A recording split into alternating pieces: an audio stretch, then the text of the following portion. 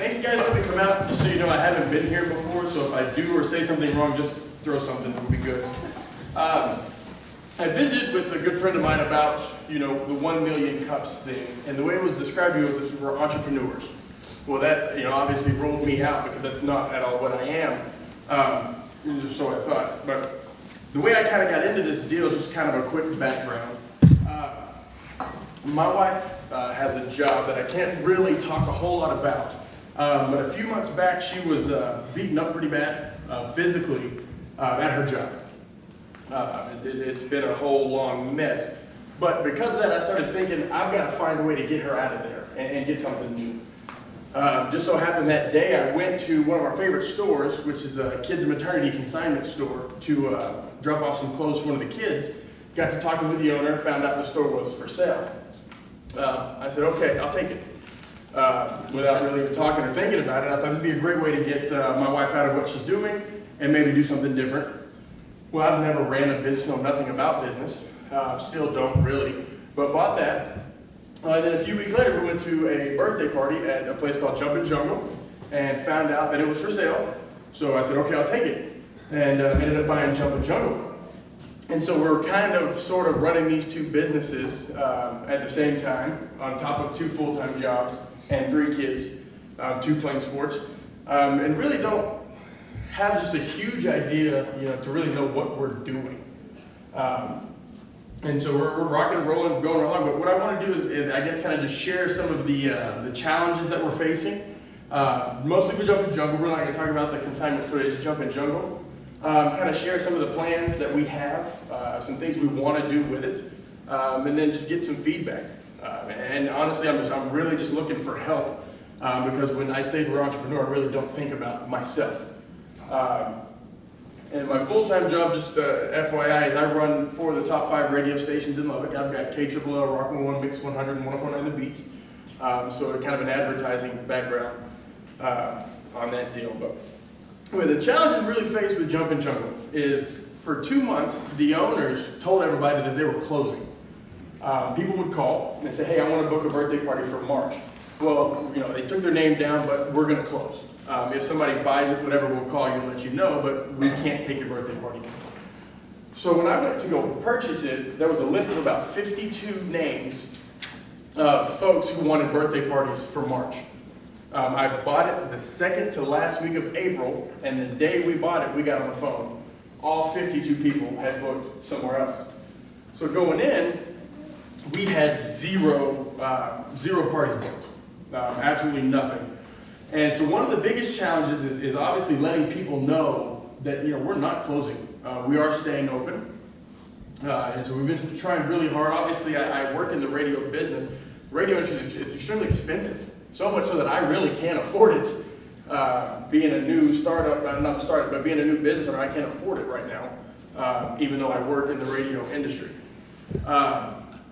The second problem that I'm having is I don't really know, because I'm getting mixed feedback, what do we want Jumpin' Jungle to be? So right now we have, obviously if you don't know, 8 inflatables. So they're bouncy castle slides, obstacle courses, things like that. Everything we have is designed really for kids 10 and under. We have 1 giant slide that the adults can play on as well. So the adults, they don't complain, but say, hey, we want stuff to do as well. Well, in the past, they've had obstacle courses, they've had things for adults, and they just get torn to pieces. The adults play harder on them than the kids, which is fine. You want them to have fun. But those things cost anywhere between $6,000 and $12,000. And so do we want to spend the money? Do we want to invest in having things for adults to do so that they're happy, they want to come back? Or do we want to just focus on the younger kids things so things don't get messed up? Also, the last challenge that we haven't seen yet, but I think we're going to come up on really quick is in the summertime, we have an 11,000 square foot warehouse. So do people really want to come have a birthday party in July in Lubbock, America, in an 11,000 square foot warehouse? I've got to figure out ways to get people to come in the hotter months that want to do birthday parties indoors. I just don't know how to do that yet. How am I doing on time? Okay. Yeah. Okay. So those are really my 3 biggest challenges. I've got to get the word out that we're back open. It's under new ownership. I've got to kind of figure out what we want to do. Do we want to invest the money in some stuff for adults to do, knowing that it's probably going to get torn up? I think the last one they bought was ruined in the first weekend. And then also, what are we going to do on these hotter months to get people to come indoors for a birthday party? Some of the plans that we have, obviously, I can't run out and buy new inflatables right now, just because of budget restrictions. So Friday, I'm taking a U-Haul trailer to Dallas with 8 inflatables that we do have that are in some need of some kind of repair. I don't know, how extensive they are, what that's going to cost. But instead of buying new stuff, I'm going to take some of the ones we do have to get fixed. Some of those are for adults. I just don't know how those are going to hold up. We're going to offer summer camps this summer for kids to come in maybe a week at a time, do some open jump stuff, do some activities. I don't know the name of it yet, but there's some sort of thing that works with PE classes, like physical education, colors, and movement and things. And we have all that stuff. I looked through all of it. And then also next summer, not 2016, but 2017, maybe beyond, we hope to incorporate some water elements. Water slides, slip and slides, pool, not a swimming pool, but splash pools and things, because we actually have 1.5 acres of land. And there's quite a bit of it not being used in the back. It's all rocky and nasty, so it's going to take quite a bit of work. But we'd love to incorporate some water elements to really help the kids find something to do in the summertime. As far as that goes, we've only owned it, by the way, for 3 weeks. I don't know if I mentioned that. We've had it for 3 weeks now. It's been a great 3 weeks. We're still learning, trying to figure things out as we go. But again, any feedback and help would be greatly appreciated. Again, I don't know, don't laugh. I don't know how to work QuickBooks. I don't know any of that stuff. Thank you, Jesus. I have a payroll lady that does that for me, and I have a GM who's pretty smart. But other than that, I don't really know really what to do, how to grow this business, how to get it back to where it once was. Gross receipts are cut in half annually from where they were 4 years ago. So we've got to figure out a way to do that. Is there anything I left out? I don't know. I mean, that's, like I said, those are some challenges, some plans that we have. And I guess now we open it up for questions. Is that right? I hope I know the answer to your question. But all right. Can we wait for the mic? I'm just curious as to what type of due diligence you did prior to making this investment. So I have a really good friend of mine. I won't say his name because he doesn't want his name said, but he owns quite a few businesses here in town. And I took all the last 5 years worth of financials to him. And that's kind of what made the process delayed a little bit, why we bought it so late in February, because he went through everything. And I kind of leaned on him to know if this was a good investment or not. Looking through the numbers, he agreed that it was, and it did have the potential to make good money. And we sat down and did 3 years worth of projections, a year's worth of month by month, and then the two beyond years, just kind of an annual projection. So I visited with a guy that I trust wholeheartedly and lean kind of on his expertise and his opinion. Did you follow up with any of the previous customers? I did, quite a bit. There's a ton of reviews. A lot of the reviews are positive. The business has a great name. Very, very little negative out there on Jumpin' Jumbo. I have lots of questions, but let's go. I had an idea that came to mind while you were talking about things for the adults. I think probably most of the adults that have children that are 10 or younger are still pretty young, at least young at heart. And not video games, but things like pinball machines. There's still a lot of gaming in young people. Sure. And there's times they just don't have time a lot of times at home, to sit in front of the TV and play games or whatever. But if they've got a party going on and they've got a bunch of kids out there, then that might be an idea to interest them in some things to do. Sure. It doesn't have to be physical. Right. Well, we do have a few arcade type games, but I see what you're saying there. We don't have very many. I have a commercial furniture business, and we're working with a company here in town that is gonna be for older children. So I think for you to stay with the younger group, these young mothers are always looking for a place to have a birthday party. The place that's going in is out on Milwaukee, and they're gonna be for older kids. And I think they would be hard to compete with, so I would, if it were me, I would stay with the younger group. Right, that's one of the things we looked at. A lot of, my friend, this young lady brought that up, because the trampoline park is definitely gonna cater to an older crowd. Right. They're a competitor, but not so much as yet we do want to have for the younger. My thought was, do we want to have something for the young at heart to do while they're there for the older brothers? And that's just what I'm struggling to figure out. Got here a little late, but now you're in the same location. I was looking on this on the website here. You're in the same location as it was previously. Yes, sir. And they've got a lot of best ofs there. But it says on the website that it's climate controlled. Isn't that building, doesn't it have air conditioning? It does. Is It it does. a We problem have, in the summer, does it not? I mean, you were saying it was hard to keep out there in July. I would think that an air conditioned warehouse would work. I would hope so. In looking at the last 5 years, for some reason, and I don't know why, there's a decline in June and July in birthday parties. It may be vacation, maybe the thing that it is, people just being out of town. But we haven't obviously lived through a June and July, so I don't know exactly the reason. My thoughts were just being indoors in the summertime. Maybe, I really don't know. But it is climate controlled. It does have air conditioning and fans, and it's not bad in there, really. Could you explain some of your business model, or do you just do parties? Do you do individuals welcome on the weekends? We do, yeah. We have what they call open jump during the day. So like for spring break, for instance, it's open from 10 to 8. During the weekdays for open jump. We close early on Fridays because we have birthday parties on Friday nights. We have birthday parties all day Saturday and all day Sunday. So on the weekend days we have just birthday parties, but during the week there is open jump available. Spring break, they have typically been closed for most of the days. We went ahead and opened yesterday and today and have had a combined, I think, 180 jumpers come in, which is really, really good for us. I think our biggest day was like 25 before yesterday, so that's been really good.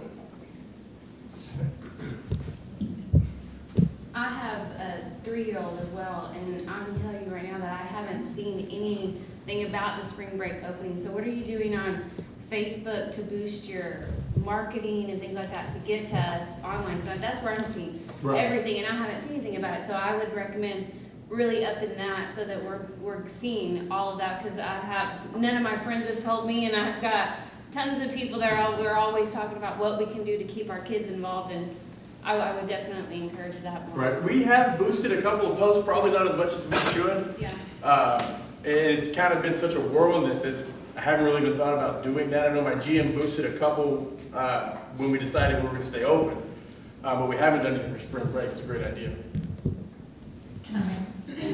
On her note, when I was told that you were speaking today, I thought Jumpin' Jungle was closed. So yeah, it is a thing that you need to get out there, especially with Facebook, and then it needs to be passed along. Hey, Jumpin' Jungle is still open. But on that, looking at that, you were talking about birthday parties on Friday night. I know I've seen a lot of places on Friday night that do a drop off your kids from 6 to 10. That might be something you can consider, depending on the liability, because I think those are pretty successful. Like a date night type thing. Like a date night, drop off your kids, come pick them back up at 10 o'clock. I think there are some other places around town that do that. I think Ready, Set, Go. And with the nature, well, I guess Ready, Set, Go, but with the nature of Jumpin' Jungle, and I don't know, would parents be comfortable doing that? I think it's along the same lines as some of the other places that do that. So I think it's just as long as you get your liability in order. Sure. For not having parents present, I think parents would definitely do that. Okay. Depends on how you're staffed for supervision. Right. In a situation like that also. So on that note, what we do is obviously they sign waivers on the way in. That waiver really does nothing if the staff of Jumpin' Jungle is negligent. The waiver means nothing to anybody. So what we do is we have at least one person at all times, usually 2 people on the floor supervising and watching. If we get a birthday party with 30 kids, we have an open jump of 50 kids or more. There's going to be multiple people out on the floor. at all times with, 2 or 3 sets of eyes on the kids. What resources have you been able to pull from your broadcasting experience in terms of identifying your demographics and the resources that you can use to get this business marketed? So I did peek around on Facebook a little bit. The target, according to Facebook, is 25 to 44 women is who we're targeting. So what I did is I did do what I call a 10-day blitz on the radio. Again, when we took over, March had 0 birthday parties booked. So I ran a 10-day campaign on the radio. They Jump and Jungle, Stand Open, Run to New Ownership. We did it on Mix 100. And in those 10 days, we did book 35 parties for March. So using kind of the data that I pulled off of Facebook and kind of a general knowledge of knowing my audience in the radio, I targeted that on Mix 100, and that did help us a ton for March. I just can't, I wish I could afford to continue doing that, keep blasting on the radio. Right now, I just can't. Is it okay if I ask a follow-up question on that? You've got 20, you said 25 to 44, I believe? And what you've got there are 2 distinctly different generations. What do you do in terms of the business to cater to the different perceptions of those generations? Because as you get to the upper end of that, you're in my generation, where you have a lot of people that are probably more receptive to radio and print ads, the more traditional type of advertising, and the younger end of that scale where social media is all encompassing. Is there a way to integrate both of those and have a winning marketing strategy? Well, absolutely, and obviously you want to keep it all consistent. My biggest challenge right now is finding the budget to do that. And I'll be honest, I have the money to do it. I'm just afraid to spend it right now, if that makes sense. But I think we could absolutely build a campaign on the radio and Facebook with a great call to action on both, and be able to reach both ends of that. I just haven't been able to sit down and put that all together, to be honest with you, yet. So having been at the previous Jump and Jungle and seeing out, sitting in, thinking about if your demographics 25 to 44 age women, kind of, I don't know if they're stay-at-home moms or whatever, but making a destination, so like a play date kind of thing. So making a deal where you go and they can have a play date where the moms are hanging out doing their thing, the kids are playing, and you can have some coffee there, you can have some other stuff there. But just kind of making it that destination during the middle of the day, middle of the week, where parents can go and hang out while their kids play. Also, with the thing of thought process came through is like having nonprofits, whatever, partner with you and kind of do a deal. So if you don't have enough staff to watch them, partner with a church or something. They're the ones that kind of, hey, come bring your kids here. We'll give you a percentage of that, making a destination where they can drop their kids off on Friday and Saturday night. So it's not necessarily all liable on you, but you're using other people's as staff almost, and they get a percentage of it. I have a little follow-up to that too. My kids go to a daycare that did take their on field trips to Jump and Jungle, and you might check and make sure that they still know that you're open from the different daycares, because I know that's been a destination for several daycares during the summer. That's been the toughest thing, and that's a great idea. We've had that idea. And this is a terrible excuse. We've just been so busy with everything else. My wife has a contract through a certain date with her current job, and it kills me to say, but we kind of are trying to wait until she gets done and we can start doing that. Obviously, the sooner the better. But when she is done, she will have more time to do things like that I just haven't been able to get out and do yet. But that's a great idea. We've had that thought, we just haven't been able to do it.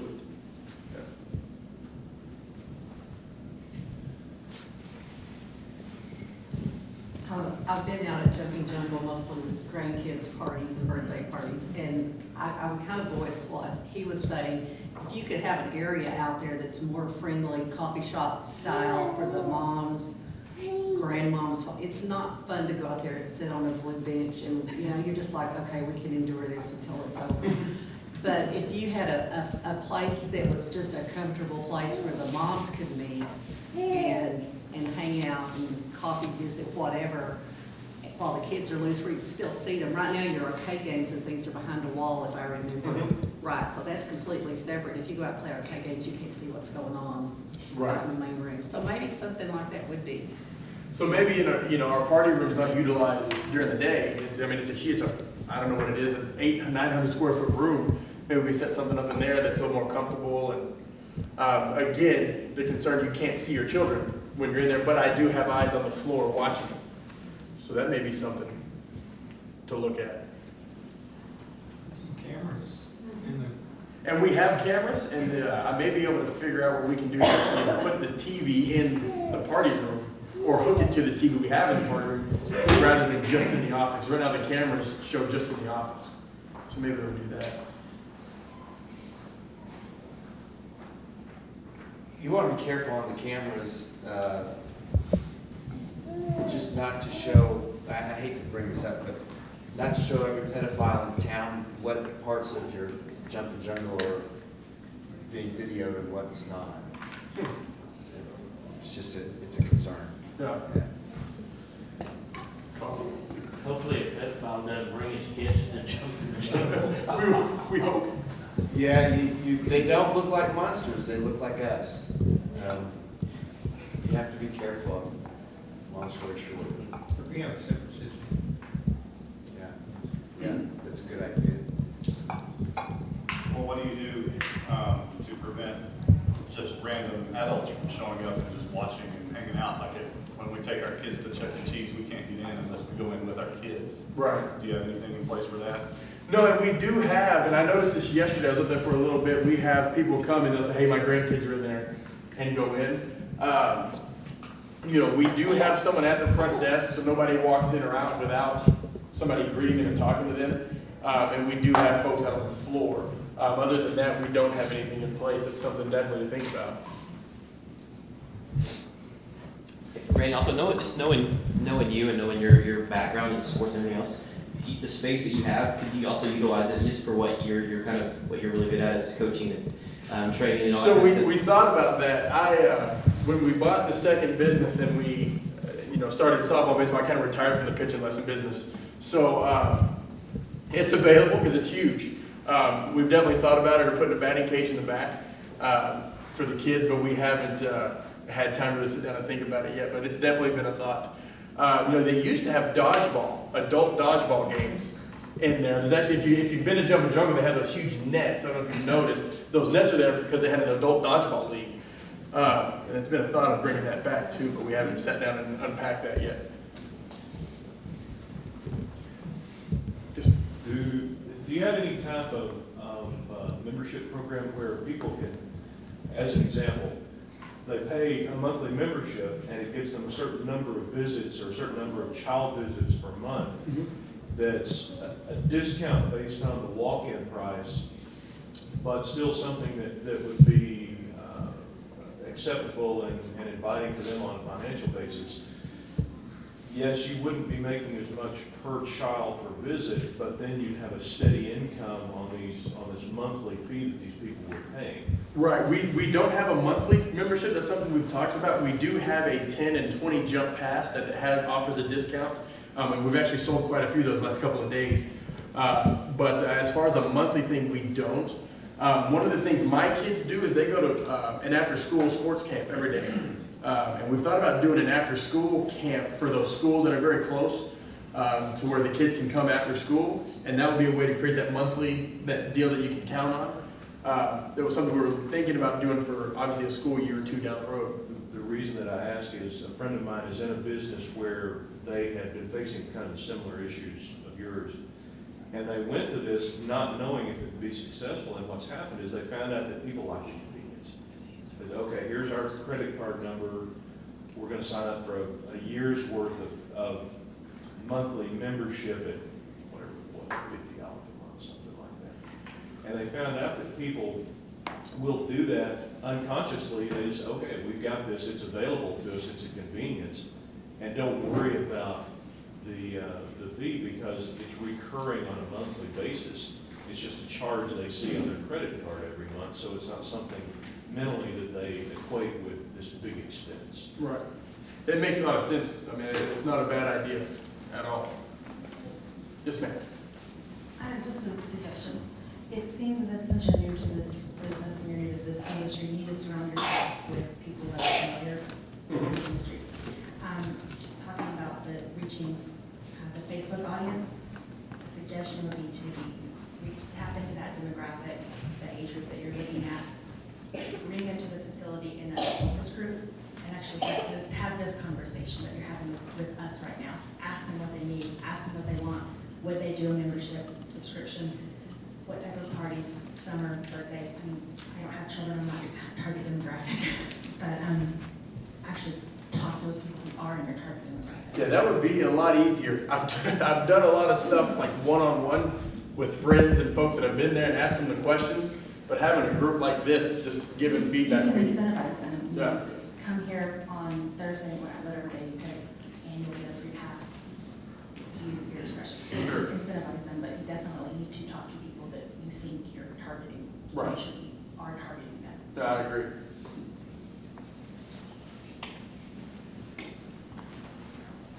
I have one more question.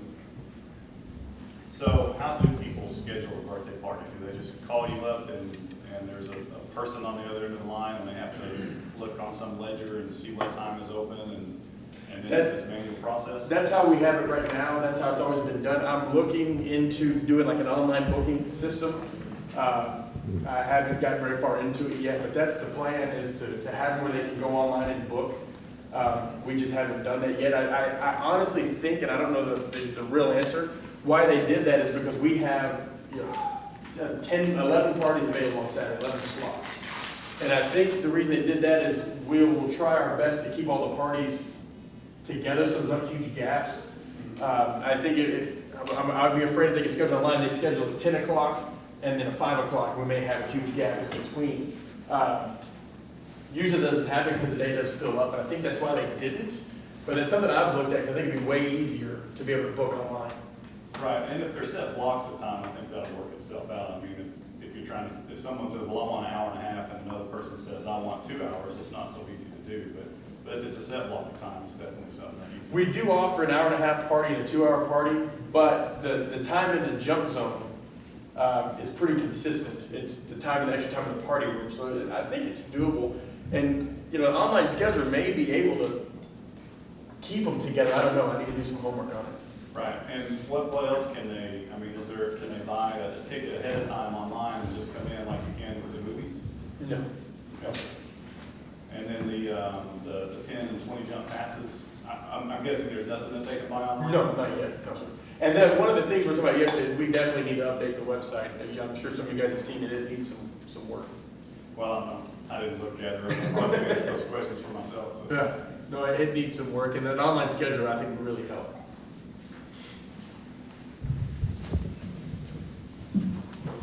I came in a little late, but how much do you charge for a base party? So the hour and a half parties are $245. That gets you time in the jump zone, time in the party room. We provide plates, napkins, drinks for the kids. 2-hour party gets you obviously a little bit more time in the jump zone and in the party room, and that's $275.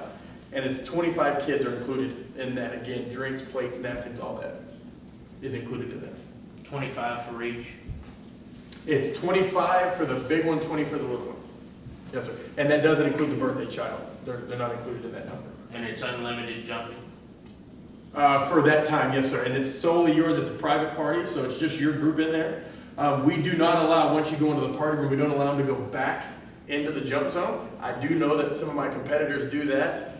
This last weekend, we had 2 people in the party room throw up. I would rather that not happen in our inflatables. So that's why we don't let people go back in to avoid that. So. Okay, to wrap things up, what can we as a community do for you? Book a bunch of birthday parties, okay? All this stuff are great suggestions. A date night thing, a destination place for the parents, a focus group. These are great ideas, and stuff that I may have stumbled across, but it would have taken me a long time to do it. Any suggestions? Again, I'm not one of those guys that thinks I have everything figured out, because I obviously don't. I love to learn from people who know what they're doing. Justin brought it up. I did used to play baseball for a living, so I enjoy coaching. and being coached up on how to make things better. My entire goal for kids in maternity and for Jumpin' Jungle is to get my wife in a better working environment. So any advice that you have that can help me do that, I'm more than happy to listen to it. Okay. Well, thank you so much. Thank you, guys. I'm going to use this out loud. So thank you all for showing up today. We have one more little segment that we're going to talk about.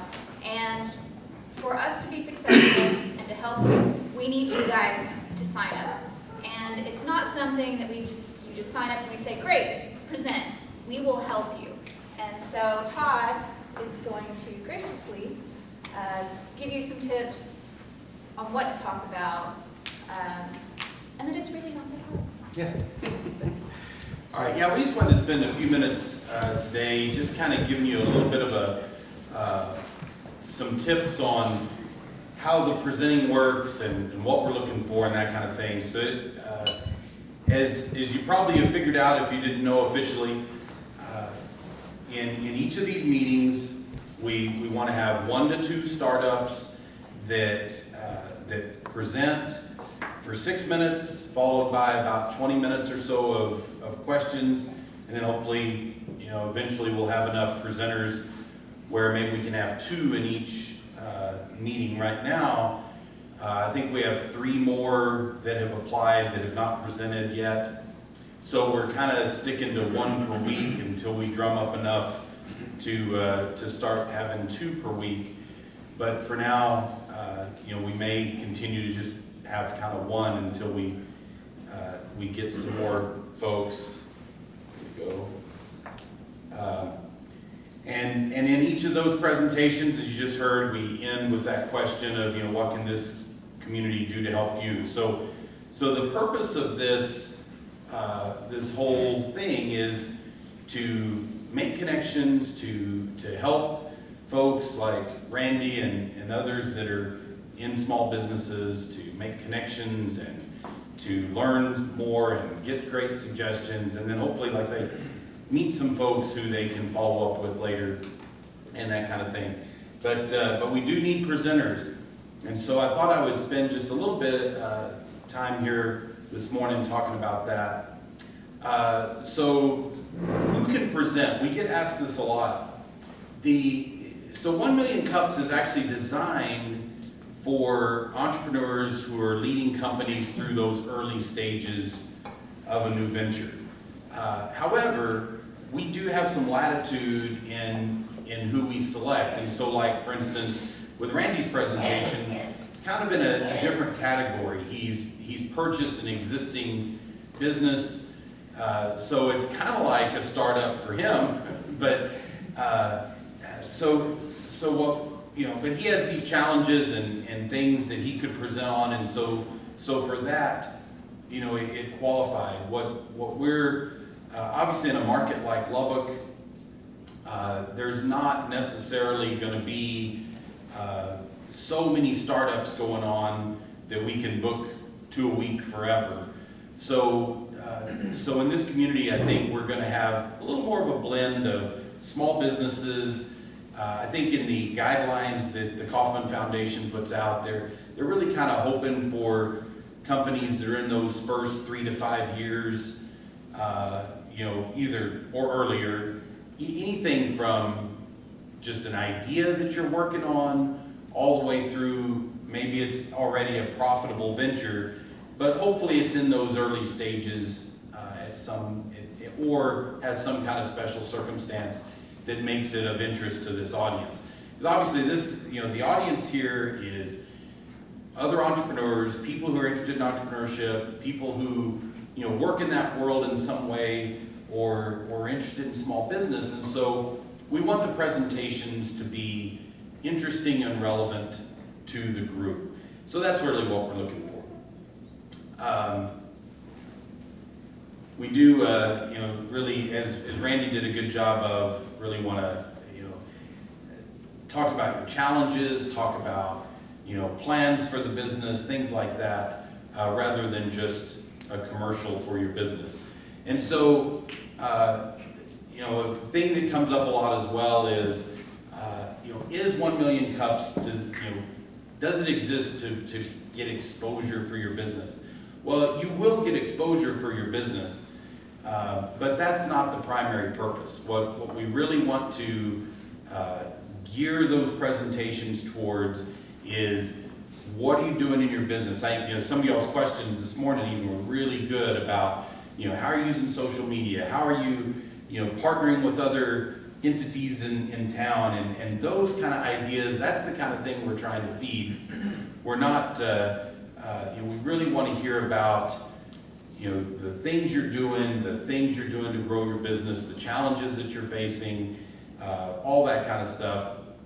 And really, just to be real frank about it, if the presentations are just made as pitches for exposure, then people will stop coming. That's not what we want this to be about. And so when you apply to present, we want you to be thinking more in the direction of, let's talk about your business and the business model and what you're doing and the challenges you're facing and that kind of thing. And I think in that, if we're talking about it in those terms, then it'll be an interesting discussion regardless of what the business is. And I think today's is a great example of that. Most of us have heard of Jumpin' Jungle. It's not a new business, but by presenting it this way and talking about it this way, I think it's a good example. Just kind of how to prepare. As Rochelle said, we need presenters. We need people to apply. After you apply, and anybody that's gone through the application process can tell you, it asks quite a few questions, and so it takes a little bit of time to fill out the application. We'll get that as the organizers of 1 Million Cups here. We'll get notified that a presenter has applied. We'll talk to you, and actually one of the things that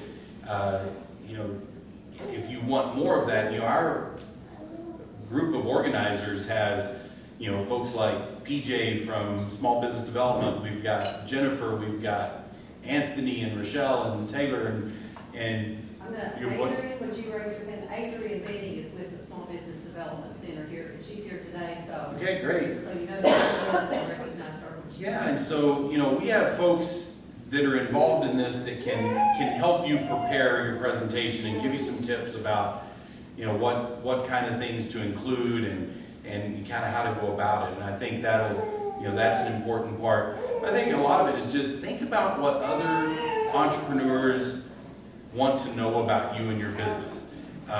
It's not a sales presentation. If you have a canned sales presentation that you make, that's not what we are looking for here. We want you to come talk about your experiences as a small business person and as an entrepreneur. And so think about, if you were sitting in the audience, what would you want to hear about this business? There are some videos that you'll be directed to when you apply that I think there's like 5 or 6 of them. A couple of them are a little longer, most of them are pretty short, but great advice on just how to prepare your presentation. So we'd really encourage you to watch those to get some tips on how to have a good, crisp presentation. We do want you to take that 6-minute limit seriously, because I think, when you force yourself to put it down into something as short as 6 minutes, it really helps you purge out the things that are supposed to be in that. And so, actually in the videos that they have for you to watch, he mentions in there at one point to think of it as sort of the movie trailer for your business. You're really boiling it down into that short, sort of movie trailer. And then of course rehearse. We'd like the presentations to be well presented. I think we've had some really good ones so far. Folks have done a really great job getting up here and presenting about their business. So a little rehearsal goes a long way towards that. So we just wanted to give you all the opportunity this morning, and this probably won't take very long, but just to ask any questions you may have about the process itself, whether what you're doing maybe would make a good presentation, or and hopefully get you all thinking about it, because what I'd love for you to do is go out and think of the people you know that you think would be great presenters that fit what we're looking for, and go encourage them to apply, because we would love to have a big backlog that we could have people scheduled several weeks into the future. So, questions? Yes, Talk about having some of the students that are maybe seniors or coming out of school that have some ideas and come and present. Yeah, actually, we were actually having a discussion with one of the students last week. He's going to start encouraging more of the students to come and participate, and there are some students that are involved in some startups, and we're trying to get them more involved. The timing of this is a little interesting for students. Obviously, a lot of them are in class at this time, but we're talking to, I think his name's Jared Steele, about he's going to do a little promotion. We've had some students attending over the last several weeks, but yeah, I think there's some neat things going on. We have the 3-day startup here, and some things going on, even in this building that have generated some students that are actually working on real startups. Yes. So, what if you're involved in a couple of different things? Can you present on different things? Absolutely. I think keeping it focused on one of the things at a time is great. But and another thing is, we would love for folks to come back 6 months later, whatever, and present again and give us an update. Especially if it's a startup, a lot happens in 6 months with a lot of startups, and so being able to come back again and give an update on what's transpired over the last 6 months or so is great. But yeah, absolutely. I know a lot of entrepreneurs here in Lubbock are involved in multiple ventures. So I think what we want to do is have you select one at a time to present on, but you'd be welcome multiple times. Any other thoughts or questions? Yeah, Jennifer? I have just an announcement, and this is on behalf of Adrian. She may want to add to this. The Small Business Development Center is having a startup funding summit on April the 22nd on the Tech campus, and I'll put these flyers out by the coffee if you know of anyone that would be interested in that, or if you yourself are. I think they have a good program for businesses that are just getting started and funding options, so that might be of interest to some of you. Yeah, and also note that the cards that have been set out have the correct address for this building on them now. So if you know some folks, please take some of these cards with you. We have plenty more. Take the cards with you, give them to people you know that might be interested in presenting, or just be interested in attending. So if that's it, I guess we're done. Rochelle, anything else? Who's gonna go sign up now? Everybody. Everybody. I want to thank the coffee. Yes, absolutely. Thanks. And our video guys too. Our video guys for being here. Thanks a lot.